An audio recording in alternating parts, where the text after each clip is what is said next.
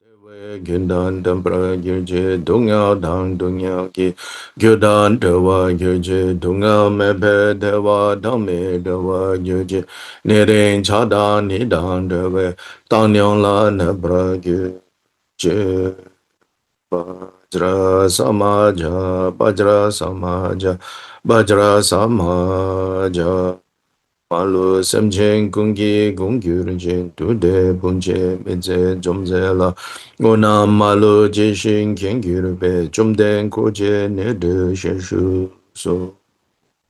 Argyam padyam bushwe dupe aloke gende nebede shabda prate jaso.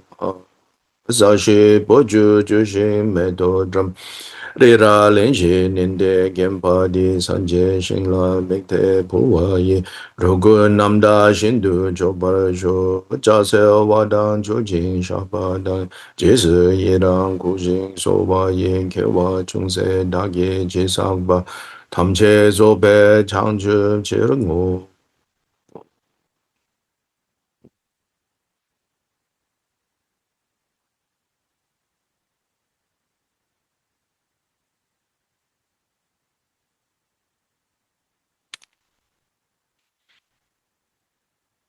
Please now turn to the general laying aside.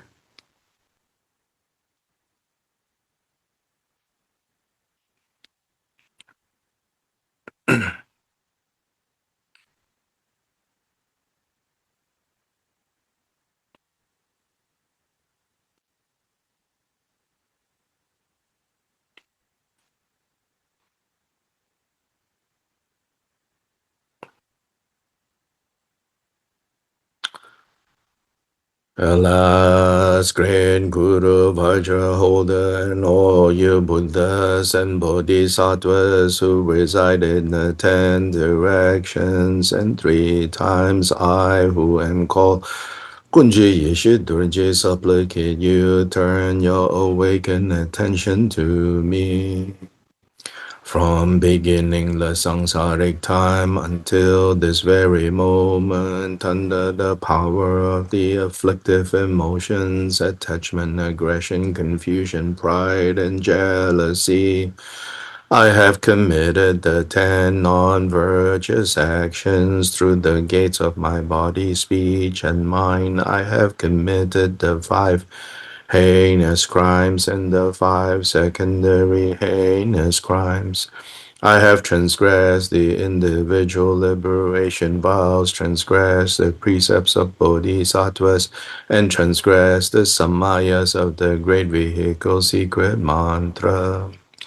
I have been faithless and disrespectful towards the 3 jewels. I have been faithless and disrespectful towards my gurus and teachers. I have been faithless and disrespectful towards my father and mother. I have been faithless and disrespectful towards my companions in the pure spiritual life. I have abandoned the sublime Dharma and disparaged the noble Sangha.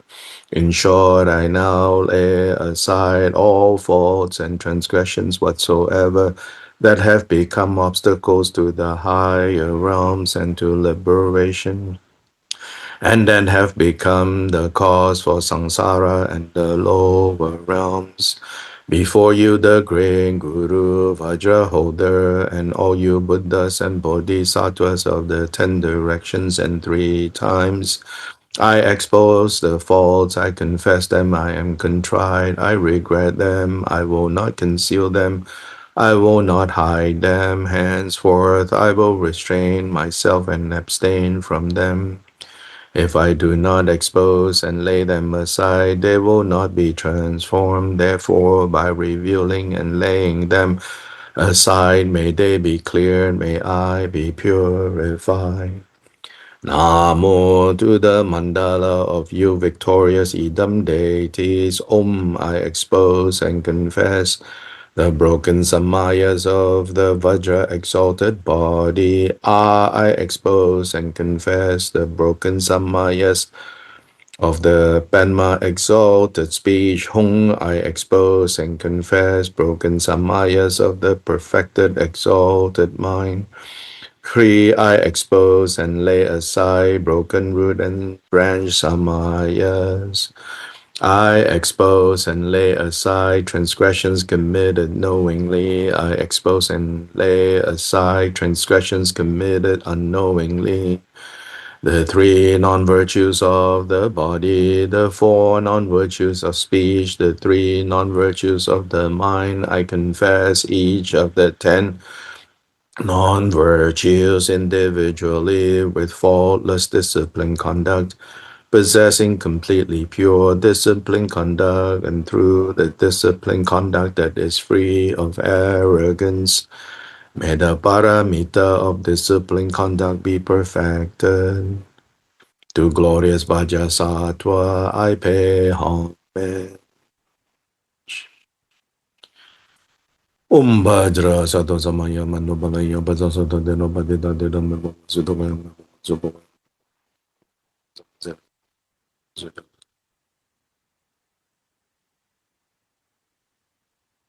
Bazara Sato Deno Badida Deno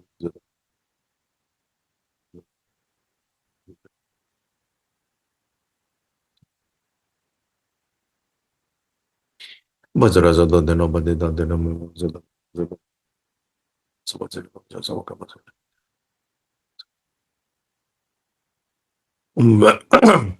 Bazara Sato Samaya Manobalaya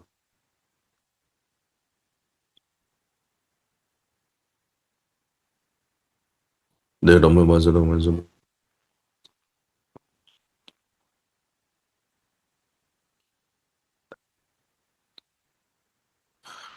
Subogaya Memondra Sabajan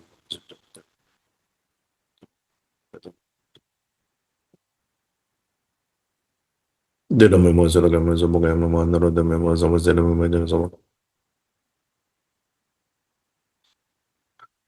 Bazara Sato Samaya Manobalaya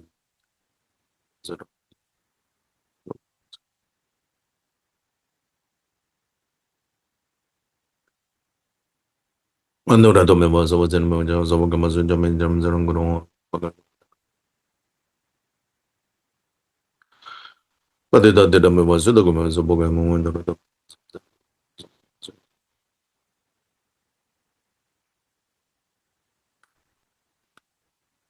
Andora to me was over the Mojas of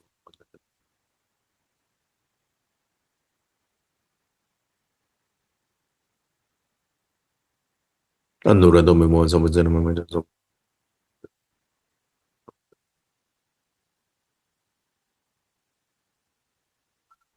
the Dome was the Dogam so Bogayam.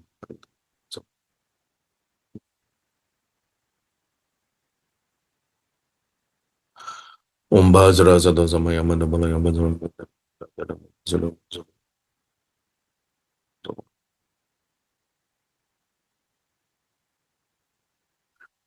Bazada than a bandida that was the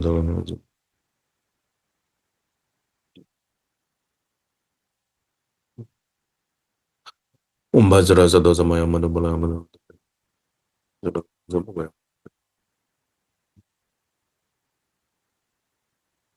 Umbazra Zadozamaya and the Balayam.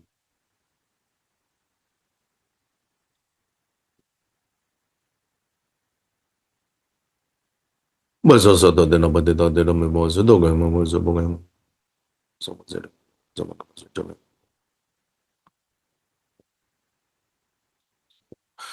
Umbazra Zadozamaya and the Balayam.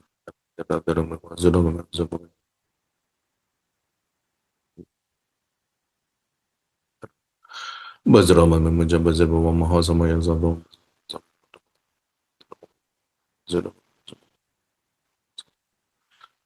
Chidam Trianguro Zamando the Dome was a dog members of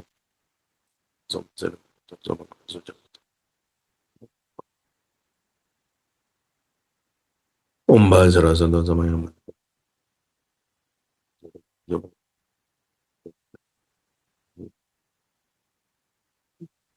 Bazama Munja Bazam Song. Andora Domi was a Demi.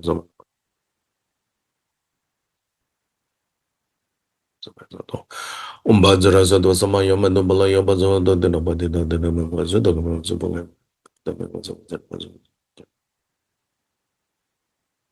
Umbazara Zado Sama Yamano Balaya,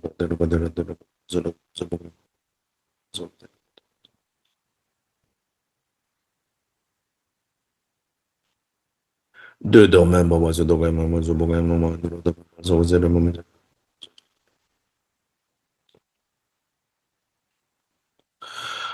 Umbazara Zado Sama Yamano Balaya.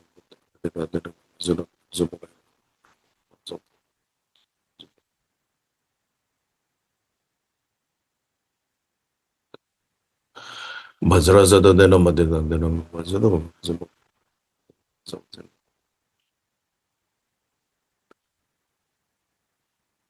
Bazraza the Denomadina.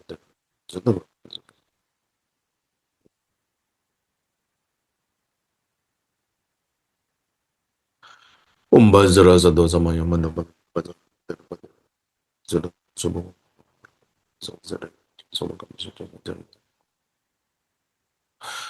Bajra Mame Munja Bajra Bama Mazamaya Zado, Bajra Zado Samay. Sudoga Yame Mamazabo.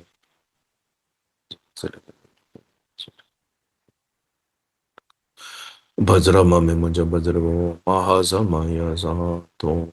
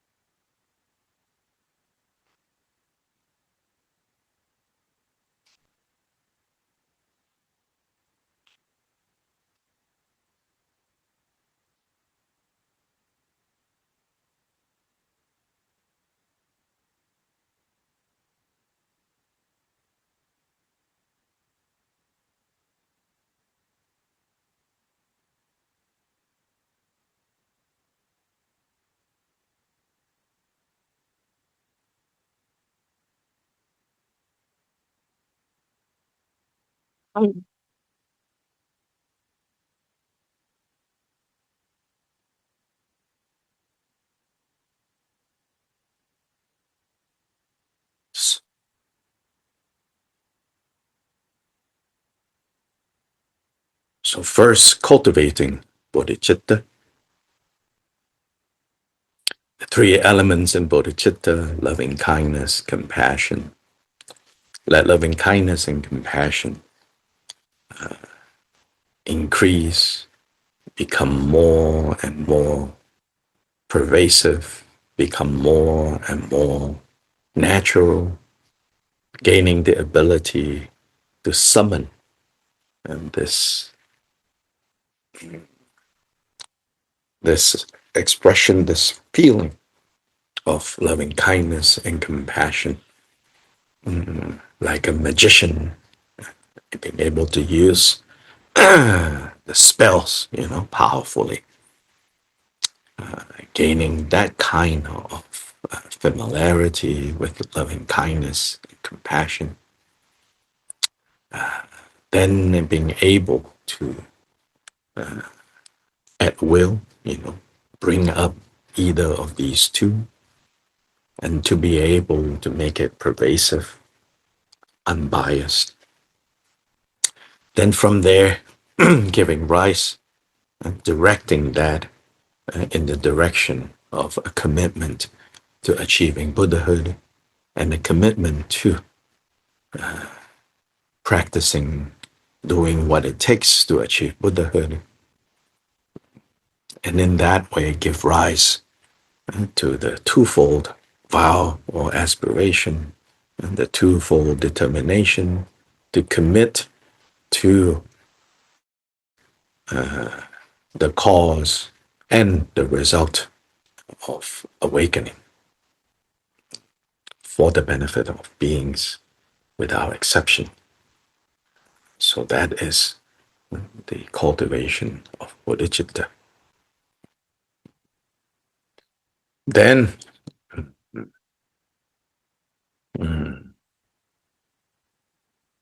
that bodhicitta is given a form, you could say.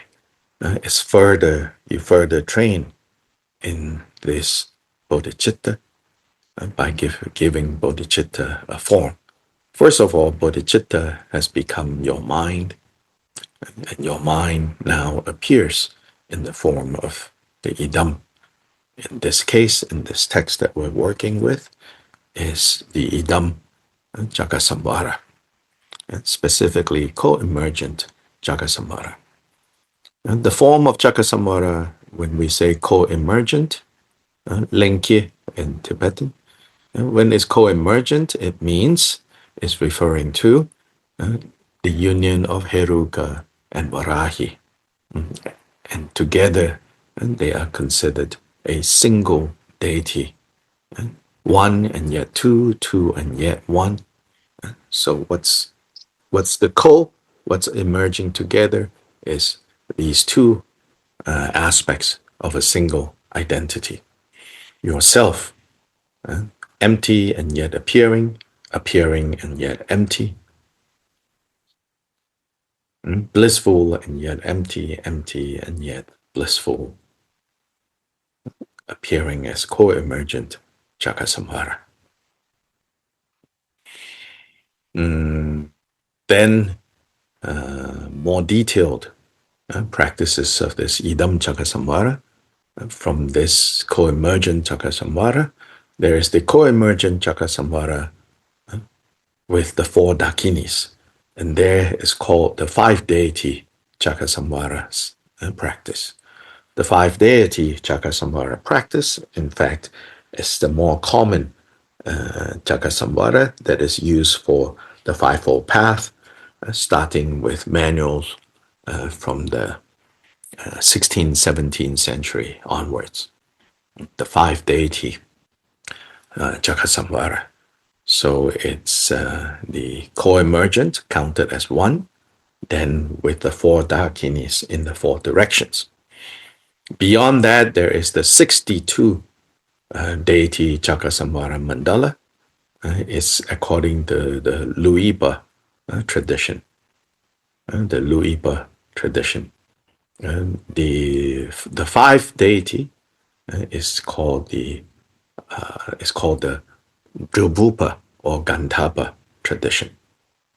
Then the co-emergent Jagasamvara, without the four dakinis, is also derived from the Druvupa or Gandhapa tradition. Specifically, it came to Tibet through this figure known as Ga Lotsawa. Ga Lotsawa. Milarepa received a slightly different lineage from Marpa, the Milarepa, from the Milarepa side. This Ga Lotsawa, Kyopa Rinpoche received from Pamodrupa, and Pamodrupa is the one that focuses on the Ga Lotsawa lineage. Of course, Pamodrupa also received from Gampopa, the other side. And so in a way, Pamodrupa kind of blends these two. But principally, it's the tradition that comes from Ga Lotsawa. So this is just some more general information for your general education. Equally as common in Kyopa Rinpoche's teachings, which can be found today in various formats that have been published in this Western-style book form. It's in 6 volumes, and then in the traditional Tibetan Beja style, 12 volumes, 15 volumes, various editions, altogether totaling about 800 to 900 titles. In there, when Gyoba Rinpoche gives brief instructions on cultivating the fivefold, the idam that he commonly suggests to various disciples to focus on is the idam Avalokiteshvara. So in many places, Gyoba Rinpoche says, that the deity close to his heart is Avalokiteshvara. So I already discussed, before the two main ways of talking about idam.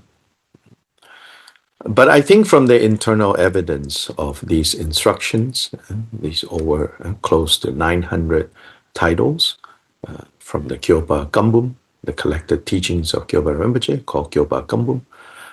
From the close to 900 titles in the Kyopa Gambum, my personal opinion, so you should take this, lightly. My personal opinion is that it seems like, although Kyoba Rinpoche himself definitely cultivated, practiced the Chakasamvara system in its details, and then also, in the context of cultivating, practicing the yogas of Naropa types of practices, then he would use the idam Varahi in particular.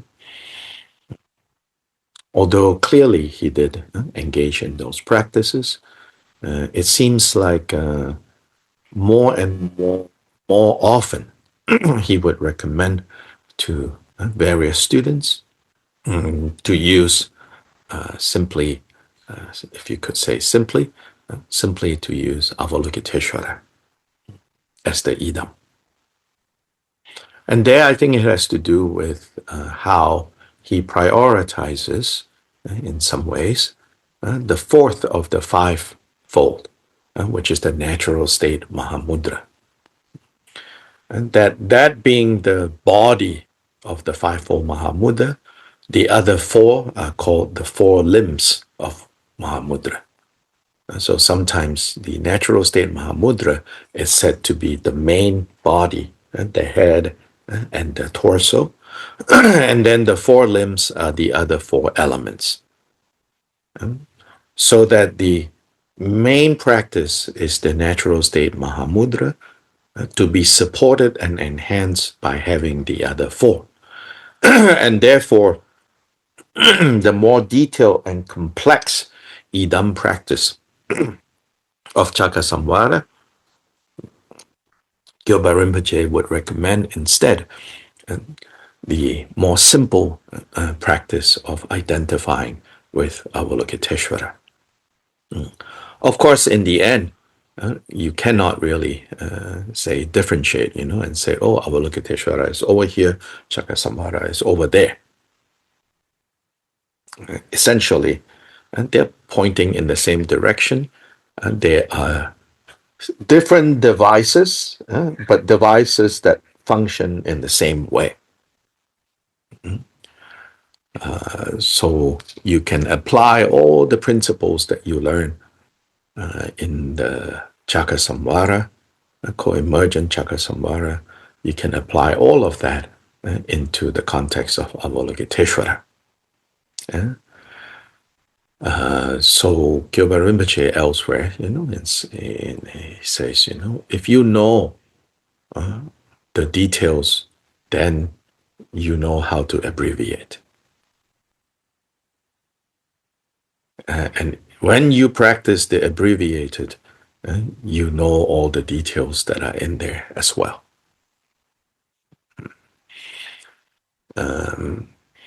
So principally in idam, the three elements of clarifying the visualization, so clear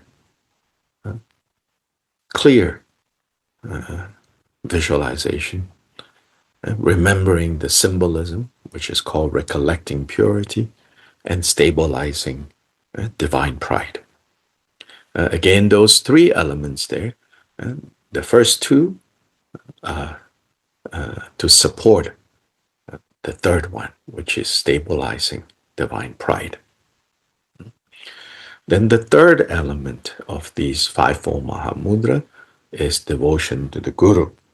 And in our text, it begins with Nirmana Kaya in the form of Buddha Shakyamuni. Then next is the Sambhoga Kaya. Cultivating the Guru in the Sambhoga Kaya form, you can say in a way it's so these three kayas, right? There are many things you could say about the Guru in the three kayas, but one way I will offer you to kind of think about to relate to the three kayas Guru is the notion of this this principle of Guru, right? I think I've often said, for many of us, we should approach at this point in our own abilities. We should approach Guru devotion, understanding Guru as a principle, not yet as a person, because hard for us. We have very kind of messy kind of understanding of Guru as a person. This is the situation, our karma, so to say.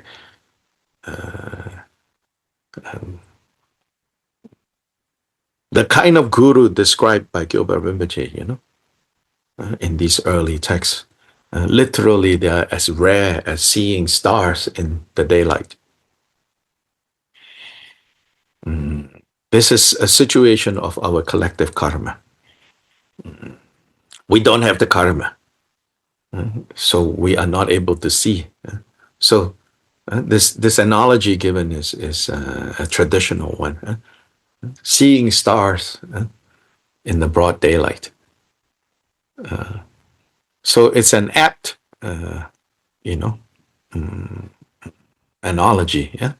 And I don't know if in the traditional explanation they intended, but here we know, right? The stars are there, but to be able to see a star in broad daylight, that's like almost impossible. Almost impossible.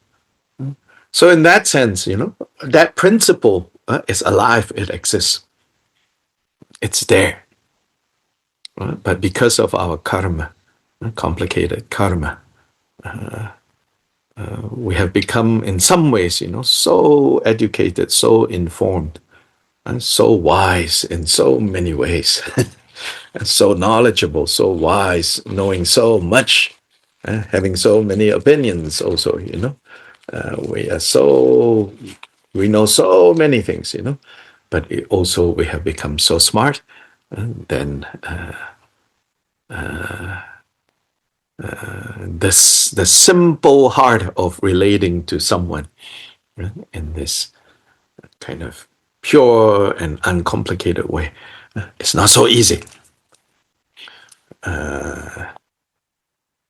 So best, to begin as principle, and knowing that this principle can and will be embodied as a person. In these traditional sources, it's the other way around. They start with Guru as person. In part, this has to do with the level of education, the availability of information, the availability of texts. Very rare, Please try to remember in the 12th century, very few physical texts were actually available. Often in one community, maybe 3-4 copies of a particular text shared by, 50, 100 people. Because paper not so easily available. Printing, right? Not yet. In that part of the world. Manuscripts, hand copied. And so texts were very rare. General education of the populace, also very low. Even people who can read, meaning make the sounds, may not know the meaning of the words. And therefore, in all areas of life, by necessity, individuals depended on individuals. So, made a lot of sense, much easier for them to relate to this guru principle immediately as guru persons. And so it made a lot of sense. And of course, gurus with the kind of qualities described by Gampopa, Pamodupa, Jigten Sungden, they were more available because of the interdependent and dependent arising, the dependent, interdependent karma of beings. They may be materially poor, they were spiritually rich, as we would say. Now we are materially rich, spiritually poor.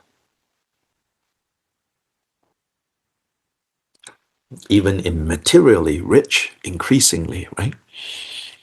I'm sure you have noticed this. Discontent is very strong.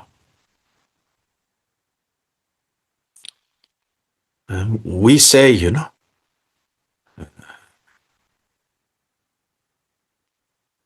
economically, we are not happy. But look around in your house, the amount of stuff you have. And look back to, when you were a child. Did you have that much stuff in your house? And imagine your grandparents' time. Did they have that much stuff around?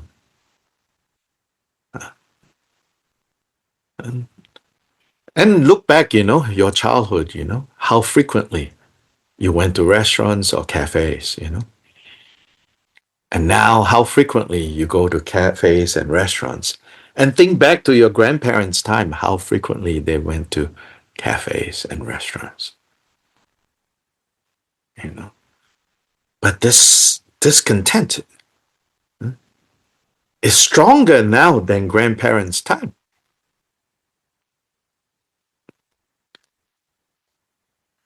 And even more directly, I think, not to stir up your paranoia, but just a fact, I think. Major items like housing, especially in the US, but I'm sure everywhere is happening, and healthcare, unreachable. Useless things, abundant. 60-inch TV used to be the 2 or 3 richest person in your neighborhood, or you don't live in that neighborhood, in some other neighborhood, they have, Now, practically everyone in your neighborhood has. But land, no more. Now, house, no more. So our times, if we look deeper, it's either half empty or half full. Then, as Dharma practitioners, we have to decide, There are many fronts to fight, so to say. There are many causes. Like you say, affordability of homes, and if you're that kind, you want to fight that, go fight that. Get a job in that area, go fight that. But most of us are not there. So then, therefore, put that aside. As Dharma practitioners, you prioritize half empty or half full. So mostly we have to say it's half full, and that's good. And it's more full than when I was a child. It's more full than when I was my grandparents. So materially, I'm very well already. We have to go back to spiritually. So now, in our time again, guru as a principle is a very good place to be, to begin and to be there in a long time. And over time, guru as person would turn up. First, guru as principle. So here in the three kayas, the nirmana kaya level of practice is to relate to guru as person, but that person was Buddha Shakyamuni. So even in this formal practice of guru yoga, even in the 12th century, Jigden Sumgön did not say, now meditate on guru as nirmana kaya in my form. He did not say that, right? And you're like, I'm not surprised he didn't say that. But neither did he say, meditate on the Nirmana Kaya Guru in the form of my teacher, Pamudrupa. He did not say that. He also did not say, now we meditate on the Guru as Nirmana Kaya in the form of Kampopa. He did not say that. Even in the 12th century, he pointed back to historical Buddha Shakyamuni. So that tells us something. That even in those times where guru as persons are relatively less complicated than guru as persons today, he still pointed to Buddha Shakyamuni.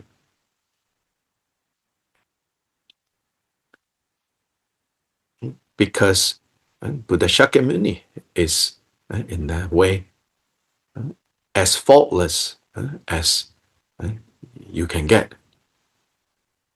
And if you find fault with that, then there is no meaning practice Buddha Dharma. It's kind of the logic here, If you find fault with that, then there's no. But then today there are people who also find fault with Buddha Shakyamuni and somehow say, I'm practicing Dharma. I don't know how they do it, but these are the freelance Dharma practitioners,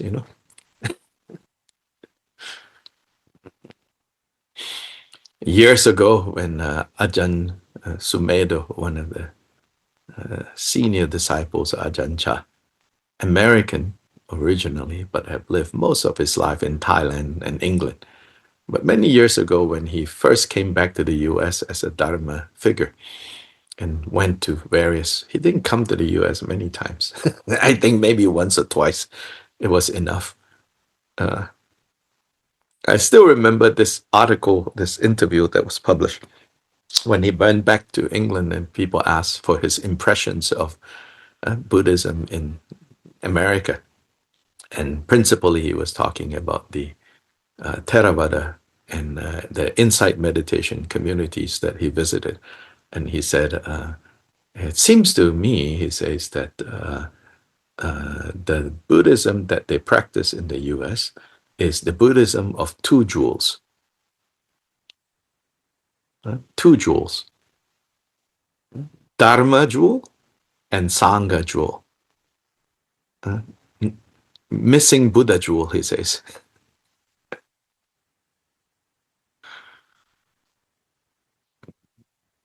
So anyway, so we begin here by relating to Guru as Buddha Shakyamuni. In Sambhoga Kaya Guru, we are relating to Guru now less as a person, closer to as a principle. And when you get to Guru as Dharmakaya, totally impersonal, fully the principle of Guru.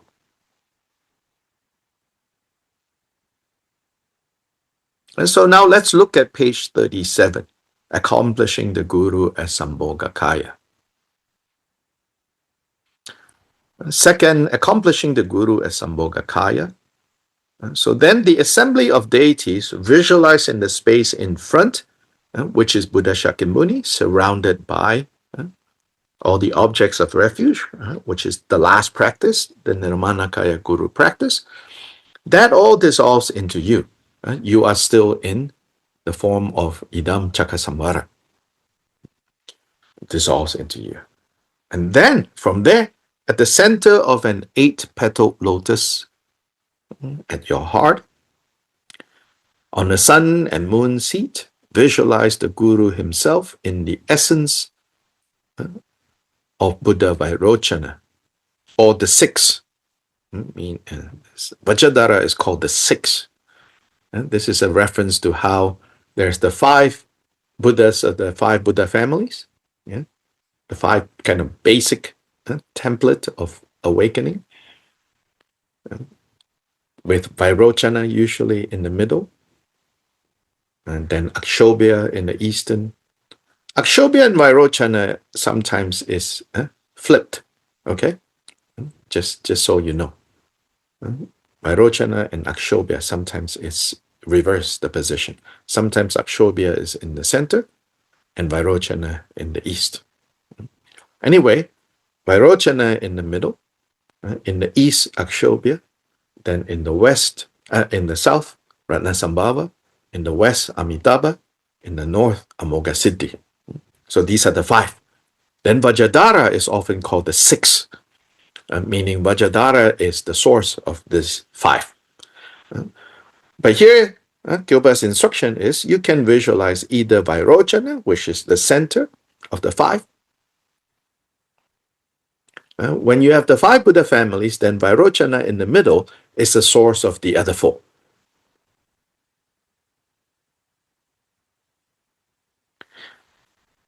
So visualize, it says here, think of either one of these forms, either Buddha Vairochana or Buddha Vajradhara. Cultivate all Buddha fields appearing in his exalted body, and that his exalted body pervades all Buddha fields, and that he possesses a host of light rays. I'm going to fix these translations, become less clunky. Right now it's very literal still. Place the 3 syllables at the 3 places, Om Ah Hong, in other words, and recite the secret names of the lineage gurus. From his exalted body, speech and mind, light rays emanate, clearing the obscurations of sentient beings of the 3 realms. They transform into the Guru's exalted body, speech and mind. Those light rays then gather back and dissolve into the Guru's 3 places. Visualize the 3 realms being filled with light and do the recitation. And that's all the instructions that Nirnipa gives here. So, to clarify, here, how does Vairochana, well, Vajradhara we are familiar, right? Blue in color, 5 Buddha crown, wearing silks and all the ornaments, hands crossed, holding Vajra and bell. Vairochana here also appears in this Sambhogakaya form. Sambhogakaya form is referring to the form of Buddhas that have crowns and ornaments. Nirmanakaya form is referring to Buddhas appearing in the form of a fully ordained monk with the 3 Dharma robes. So in the context of Buddhist iconography, in the context of Buddhist art, when you come across things like, and this deity appears in a Nirmanakaya form, when they say that, they are saying that this Buddha figure appears in the form of a fully ordained monk wearing the 3 Dharma robes. When they say this deity now appears in the Sambhogakaya form, they are talking about this deity now appears in the form of wearing crowns and jewels and silks, the princely, the royal appearance. And so here, Guru as Sambhogakaya, in a way, if Buddha Shakyamuni is a specific instance in space and time of this principle appearing, then in the Sambhogakaya level, it's the constant presence of the Guru principle pervading all space and time, but still having appearances. So here you have to think all Buddha lands, Amitabha's Buddha land, Akshobhya's Buddha land, Guru Rinpoche's Buddha land, so on and so forth, right? They all are contained within the body of this Sambhogakaya Guru. So this is now relating to the Guru as this principle that pervades all of time and space.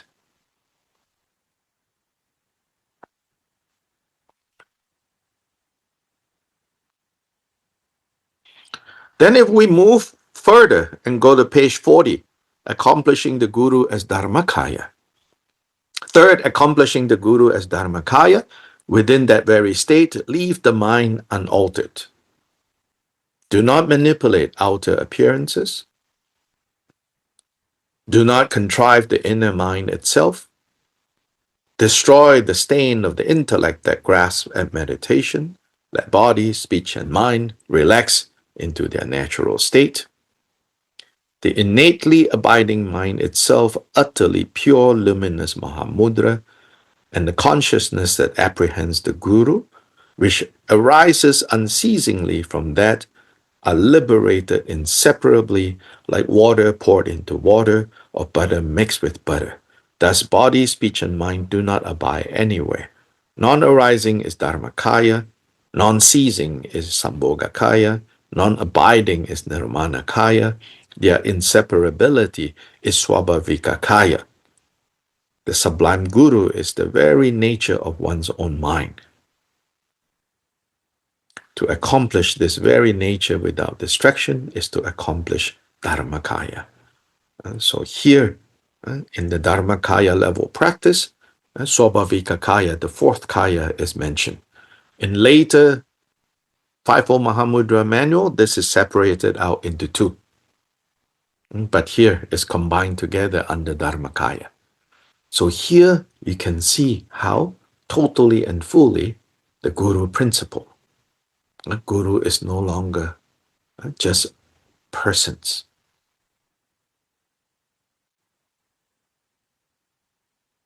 And this principle is the nature of your own mind.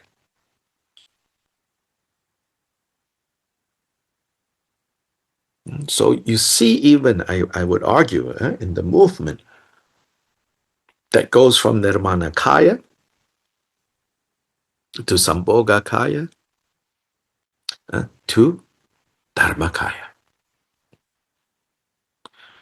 And in the tradition that became more articulated, more streamlined, more well-defined, in the context of the manuals for Fivefold Mahamudra, in the later manuals, under the Nirmanakaya Guru practice, you would insert the prayer to the golden lineage, which is the Mahamudra lineage prayer.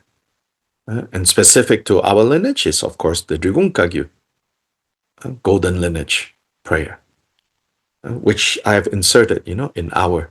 So if you look at the appendix there, that needs a little bit of cleaning up still. But anyway, if you go to page 86, this is called the Rikunma, supplication to the lineage of throne holders.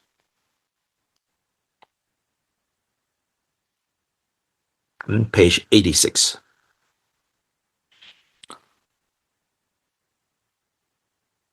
So usually there, you would do this recitation. So here, right, from Buddha Shakyamuni being a specific appearance of the Guru in time and space, the Guru that all Buddhists can agree on as the Guru, right, the template for what a Guru should be, Buddha Shakyamuni. Then from Buddha Shakyamuni comes the specific lineage of Drigungkagyu Gurus. So then these persons are mentioned, name by name, case by case, you see how, let me point out here, on 86, Namo Guru, chief of all families, the sixth Vajradhara, progenitor of the family of Buddhas of the 3 times, at the feet of Tilopa. So first line is Vajradhara, second line is Tilopa, supreme scholar who manifested the 3 kayas, Naropa. So here, the 6th Vajradhara is the secret mantra aspect of Buddha Shakyamuni. Buddha Shakyamuni and Vajradhara, they are not too different. In a way, here Vajradhara represents Buddha Shakyamuni in his secret mantra identity, you could say. So Nirmanakaya is Buddha Shakyamuni. Then from Buddha Shakyamuni, after we praise and pay homage to Buddha Shakyamuni, then next we do this supplication to the lineage of throne holders. So from Buddha Shakyamuni as Vajradhara, then Tilopa, Naropa, Marpa, right? Tilopa, Naropa. Then 87 is Marpa, Milarepa, Kampopa, right? Then Doje Gyalpo is Pamodrupa's Dharma name. Second, Nagarjuna Jigten Sumgan on page 87. Then Khenchen Sutrim Doje, the one who succeeded Kyopa Rinpoche. And today, this is the lineage of Trisap Rinpoche's reincarnations. Drigong Trisap Rinpoche's lineage of reincarnation is traced back to this Khenchen Sutrim Doje, a great Vinaya master, older than Jigten Sumgan, or maybe close to Jigten Sumgan's age. He himself was a great Lama already with his own disciples. Then when he heard of Jigten Sumgan, he came to Drigong to become a disciple and brought all his disciples. And so he was a very revered figure. So when Jigten Sumgan passed away, the community all agreed that Khenchen Sutrim Dorje should hold the throne, should sit on Jigten Sumgan's throne. Then from there, Sangye Un. Sangye Un is one of Kyoba Rinpoche's nephews. Then Chenga, this Chenga is Chenga Drakpa Jumne, one of Jigten Sumgan's 2 most important disciples. There's Drakpa Jumne and Sherab Jumne. Chenga Sherab Jumne and Chenga Drakpa Jumne. So this is Drakpa Jumne, Chenga Drakpa Jumne. Then Doje Drakpa is another nephew, called the emanation of Tilopa. Then Tokawa, another nephew, emanation of the great compassionate one. Notice here, these are not the more typical at later time in Tibetan Buddhist world, the system of Tuku, This is not Tuku. These are said to be emanations of various great beings, but it's not like the Tuku system that we have today. So anyway, then Drakpa Sonam again, and these are all Kura family people, Jigten Sumgan's family. Drakpa Sonam, then Dorje Rinchen. So the succession mostly at this point is uncle-nephew, because they are all celibate monks at this point. So it's uncle-nephew, uncle-nephew. uncle, the celibate monk. Then next generation, a nephew succeeds, also becomes a celibate monk. Doje Rinchen. Doje Gyalpo, who is said to be emanation of Pema Sambhava. Doje Gyalpo is the author of our text, our Mahamudra text, who is also the teacher of now, founder of Gelugpa, Tsongkhapa. So Doje Gyalpo, emanation of Penma. Oh, no, sorry. Next generation, Choki Gyalpo, Dharma Raja, always. Vaja Raja is Doje Gyalpo. No, the next generation, Choki Gyalpo, is the author of our text, Dharma Raja, who propagated the sages' teachings. Then Dondruk Gyalpo. Dondruk Gyalpo also has a Fivefold Mahamudra text based on the one that we're using. It still exists today, and we're able to see that text. Be interesting to, for a nerd project is to compare these three. And the oldest big Fivefold Mahamudra text is by Choki Gyalpo.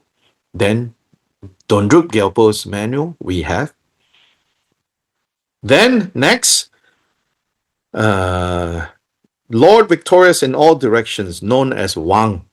This is called his name. He's known as Dakpo Wang. One of my favorite throne holders, Dakpo Wang. Dakpo Wang, briefly. Dakpo Wang, from a young age, started to do a lot of retreats. And so then he was in retreat, mostly in retreat. Then I think Dondruk Gyalpo may have been the father, actually. This Dondruk Gyalpo, I think, was Dakpo Wang's father, I think.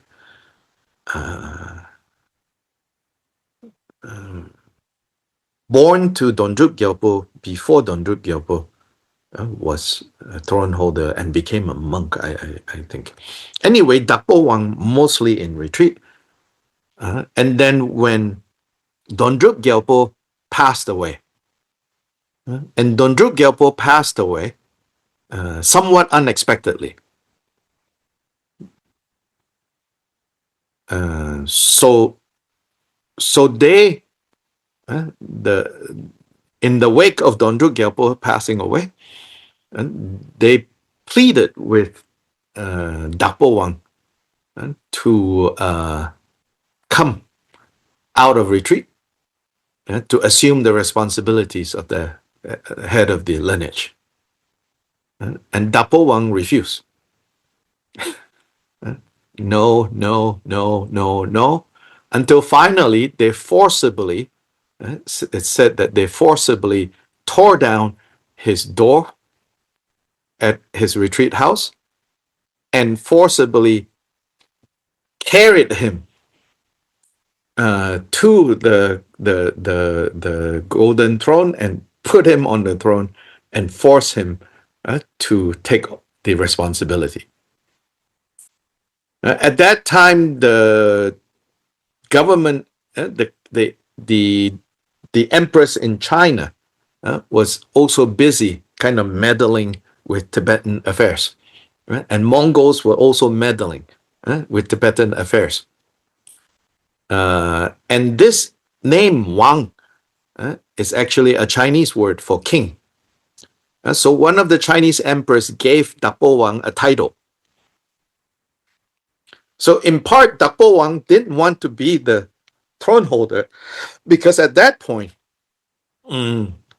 various big lamas in Tibet were being forced to accept these titles from the Chinese emperor, which at that time maybe is not Chinese, it may be Mongol actually, the Yuan dynasty. I'm not very clear. But I think it's the Yuan dynasty. They were ruling China, but they were Mongols. So they were giving titles. So this Wang is like a king, but Dharma king, Fa Wang. So today, in Chinese language, people would refer to His Holiness as Fa Wang, which means Dharma king. And Fa is Dharma, Dharma king, Fa Wang. So Dapo Wang, he's said to be Dapo, Gampopa's kind of emanation. Dapo is Dapo Kagyu, Dapo Wang. Okay? So anyway, Dapo Wang is forced to assume responsibilities. So at that point, there was clearly political responsibilities as well. And so he hated that. He really didn't want that. Then even as he was named the head, he would always sneak away because he was a yogi, a practitioner. And he was unhappy. They kept coming to him, and he was unhappy. Then it's said that one night there was some kind of gathering, some kind of party going on. And like Siddhartha, during this party, as everyone was having a good time, he hopped onto his horse and he escaped. When people were all having a good time, he escaped and never to be seen. So in the Tanka depicting his lifestyle or his life story is often illustrated. Him riding a horse in the dead of night, headed towards Utaishan, the holy mountain of Manjushri, on the borders of on the western China side bordering Tibet. It's the sacred mountain of Manjushri. It's said that Dapo Wang ran to Wutaishan. There is a tradition that says Dapo Wang did not die, that he went to Wutaishan and he practiced until he achieved the siddhi of longevity, and that a few generations later, when pilgrims from Drigong went to Wutaishan, they met this mysterious Tibetan old man that would ask them questions about Drigong. So how like this or that in Drigong, and people are like, wow, how the hell do you know like all these details about the place, the buildings, and then he apparently this old man would give some hint that he is Dapo Wang. So there is one tradition of saying that to this day, if you go to Wutaishan, you may be able to meet Dapo Wang. So many stories about the lineage holders, I don't remember most of them. Dapo Wang story, I remember. It, one of my favorites, ran away. And in the paintings of the Tanka, you also see them carrying him out of his retreat cave and putting him on a almost looks like a stretcher, uh, and then he's like protesting, and they're like holding him and like yanking him over to put him on the throne, and then he rides the horse and runs away. So anyway, now you see how so these one line, all the way down, down, down, down, down, down. Then uh, let's see,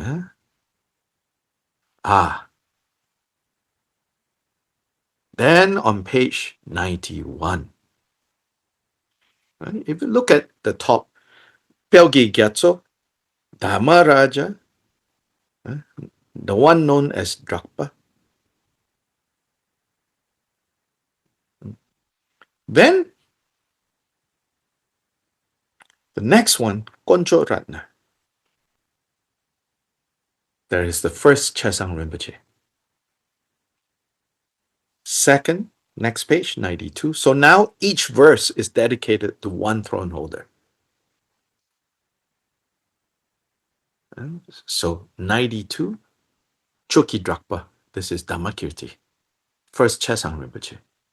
Then Trinley Namgyal, second Chesang Rinpoche, Trinley Namgyal on page 92. Now each of the throne holder gets one stanza, 4 lines, describing their qualities. So in some ways, right, they become even more fully persons. Without reading too much into this form, obviously, if everyone has 4 lines, it'll be very long. So all the previous lineage holders, just 1 line, 1 line, 1 line. As we get closer to our time, starting with the first Chesang Rinpoche, the first Kyabgon Chesang, 4 lines. First Kyabgon Chungsang, 4 lines. Second Chesang, then Chinle Sangpo, second Kyabgon Chungsang, then Dondrup Chogyo, Konjo Tenzin Drodu, Choki Gyaltsen, 95, and then Choki Nima, Pema Gyaltsen on 96, 97, Choki Gyaltsen, and then Konjo Tenzin Chowang Lodo. Some of these are not the Kyabgon Chesang and Chungsang. They are like the regions in between. Dharma Mani on 98, Tuje Nima 99, like for example, Nuden Dorje in 99 was a regent figure. And Jesin Chokyap was also another important Lama, not one of the Kyabgon Chungsang Chesang. Page 100, Tenzin Chuki Lojo, this is one of the Kyabgons, one of the Chungsang Kyabgon Chungsang Shibe Lojo on page 100, Kyabgon Chesang. This is the last Chesang, previous Chesang. Then Chuki Jungne, Tenzin Chuki Jungne is the previous Chungsang. Then, at your feet, O root guru.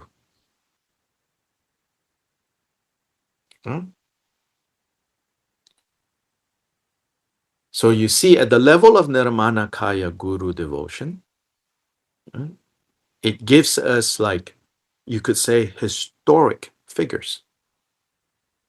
So Guru principle as persons manifest is the Nirmana Kaya level.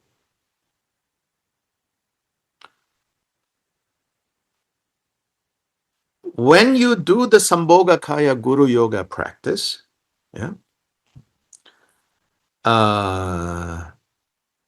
it becomes, as I say, a little bit more, you could say, abstract now. Because for the Sambhoga Kaya level practice, not so clear in our manual, but in later manuals, it says you supplicate the Guru by reciting their name mantras. And this is on page 111. If you look at page 111,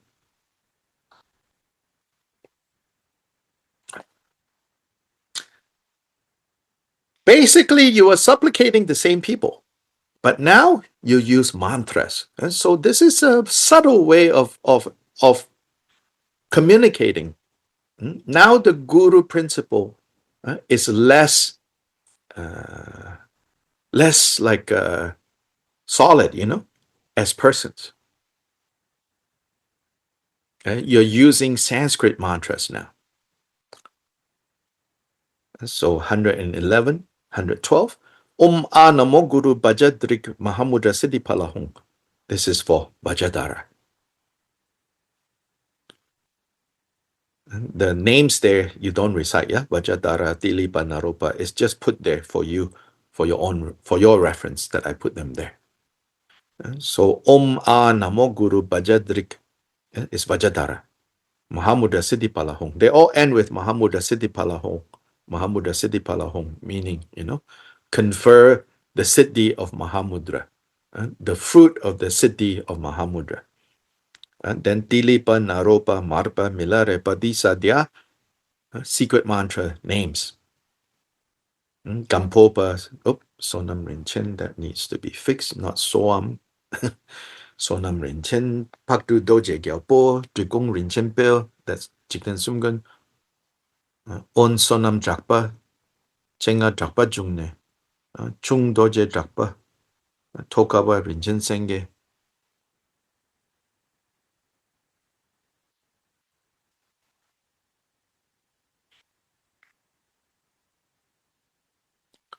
This list is slightly different from the list of throne holders. So just FYI. Because here is emphasizing the Mahamudra continuity, not necessarily the continuity of the lineage, as an institution. So you see, Kenshin Sutrim Doje is not here. From Drigong Rinchen Pel, which is Jigten Sumgan, it goes to the nephew, On Sonam Drakpa. Because On Sonam Drakpa directly was instructed by Jigten Sumgan on Mahamudra. So that continuity. So then this list, so there are some names here, like for example on page 114, Dondrup Gyalpo. So remember, Dorje Gyalpo,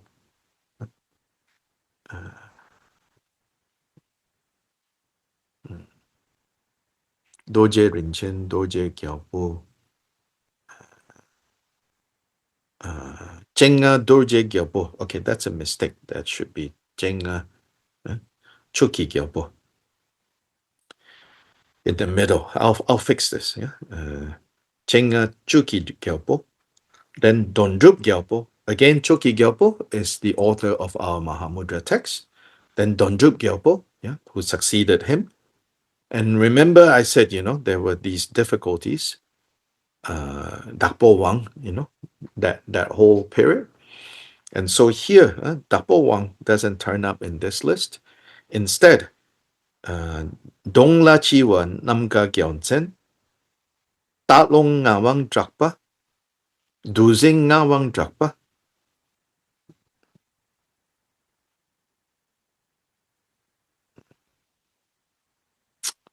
I think there's some need to fix. Sorry. Guru Vajiswara Kirti Vajiswara Dwaja. Anyway, there, these names, like the Taklong, is the throne holder of Taklong Kagyu. At that time, really, Taklong Kagyu was having some very difficult time. In the main seat of Taklong Kagyu, there were no qualified lamas. So the transmission had to be kind of reintroduced from the Talong Kagyu side. His Holiness talked about this. Until recent times, people don't want to talk about these things. Our Holiness, Kyabwan Chesang, is very transparent on these matters. So he said, we know from historical texts it was a very difficult time. But luckily, the Talong Kagyu cousins, so to say, lineage cousins, held the lineage. And so our people was able to not break our lineage through the kindness of the Talong Kagyu cousins, spiritual cousins. So anyway, many things we can learn about this list here. And so anyway, on the Sambhogakaya level, the gurus are invoked through their secret mantra names. So in a way, right, they are becoming less kind of anchored to persons. You can see kind of this move.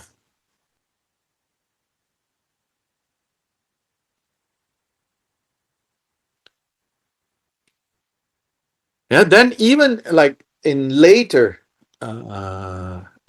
later Mahamudra manuals, when they have the guru as Swabhavikakaya practice, as a fourth of the guru devotion, there the seven branch prayer is using the seven branch prayer of Jigten Sumgun.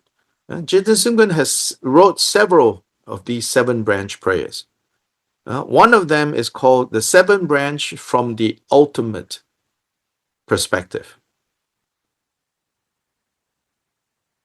And that is about principles. The first three Guru Yogas, Nirmanakaya, Sambhogakaya, Dharmakaya, uses the more general seven branch. So you see this movement through the four Kayas Guru Yoga, from historically based, historically anchored figures to what we may call then their secret mantra names, then more mythic, meditating on Vairochana or Vajradhara, then no more form to meditate on even for the Dharmakaya, and then Swabhavikakaya, totally no form. But the Guru as the movement from Guru as persons to Guru as principle. So here, this whole big point of today is we can relate reliably on Guru as principle, and during this degenerate times, we have to work backwards. Guru as principle until we meet Guru as persons. In the end, persons and principles become one. Yeah, principle is the underlying dharma. Dharma and person has to become inseparable, which is also what we are striving for, right? Now dharma is somewhat external. First, dharma appears in the form of books, in the form of YouTubes, in the form of recordings. Then we take dharma into our experience. Then we gain, we take dharma into our hearts. Then dharma become more part of our mind. And more and more and more until dharma and person becomes inseparable. When dharma and person becomes inseparable, we call that Buddha.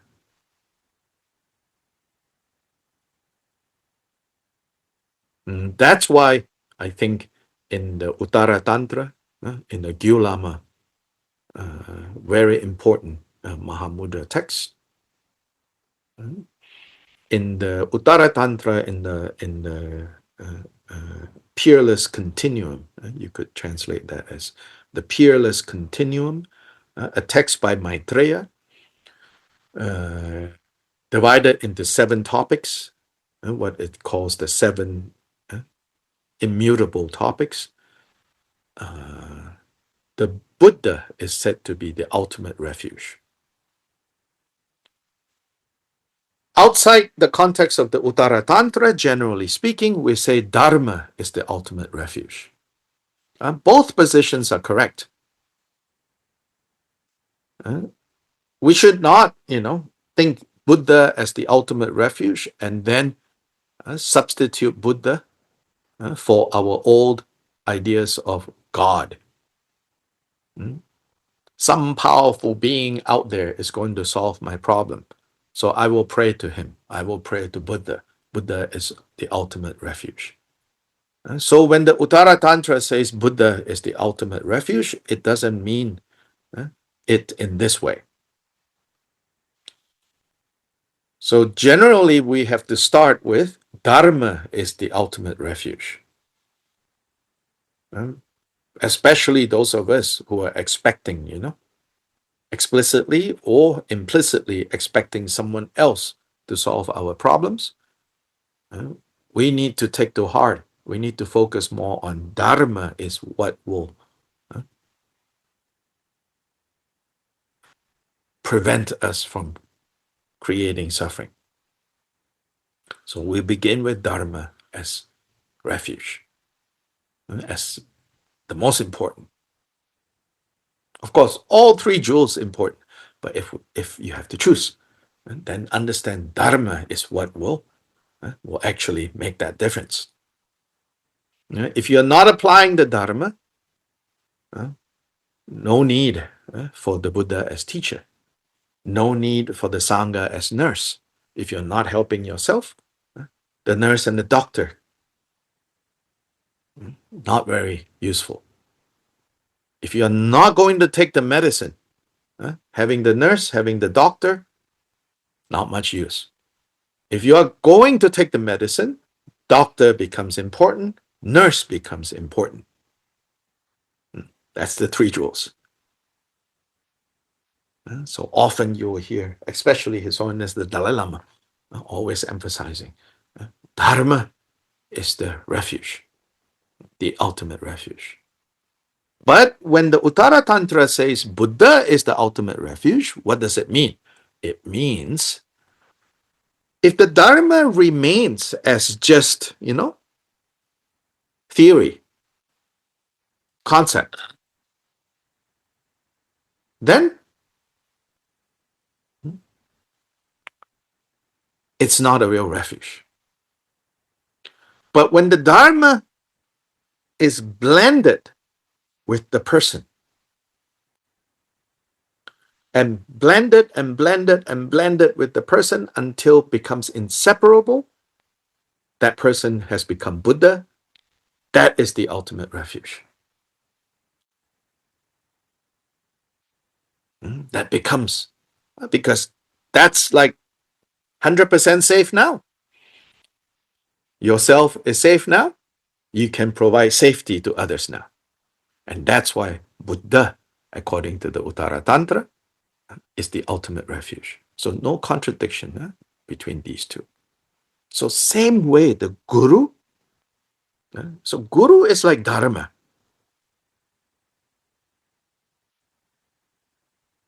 But the purpose of following the Guru, the purpose of being devoted to the Guru is so that you recognize your own mind as Guru. When those two come together, then you have accomplished the Guru.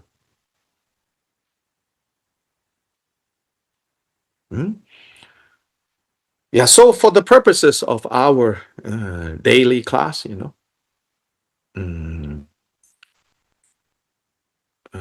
the Guru section, devotion is something that builds up over time.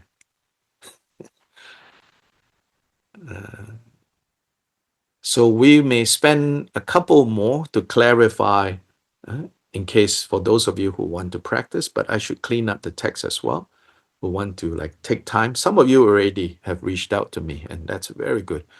Some of you already planned 1 month retreat. Okay, all you retirees, it's working people that have contacted me about doing 1 month retreat, 2 weeks retreat. They have booked their retreat space. So FYI, okay. Then also those working people don't think, oh, he must be talking about these retired people. Then the retired people must be thinking, oh, it must be some other retired people. No, these are working people, okay? People with jobs, people with boyfriends and wives. No, they only have one, I'm in the plural talking about several people. So this is not to shame anyone, but to try to inspire some of you. Yeah. So some of you already have this idea, or even concrete plans of taking time out. So for that reason, I will clarify, uh, clean up this text. In case you get to the guru section and you want to do. Mm. But when we resume next week, so this coming week, we don't have class, okay? Then the Monday after Christmas, we will meet. And then Monday, Tuesday, and then I go to Peru. And maybe when I'm in Peru, I'm checking out the internet situation there. We can continue. And then we will clarify some of the guru sections. Mm. And then soon we are going to start the natural state Mahamudra section. Yeah. So just to give you an idea of what's coming up. Okay. So that's it for this week. And let's do dedication. Page 78.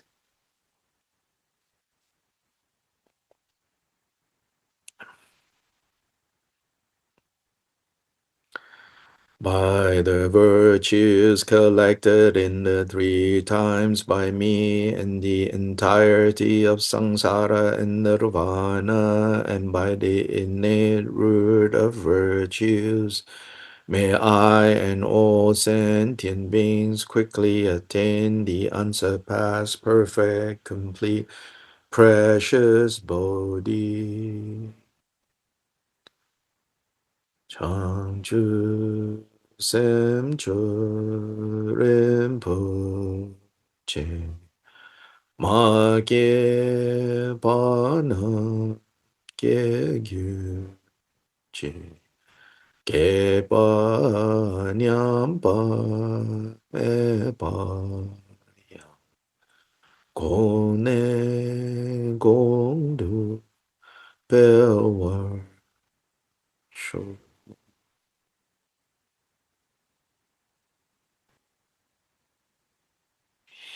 Aries cat knows that she's generating bodhicitta, and so the cat wants some bodhicitta.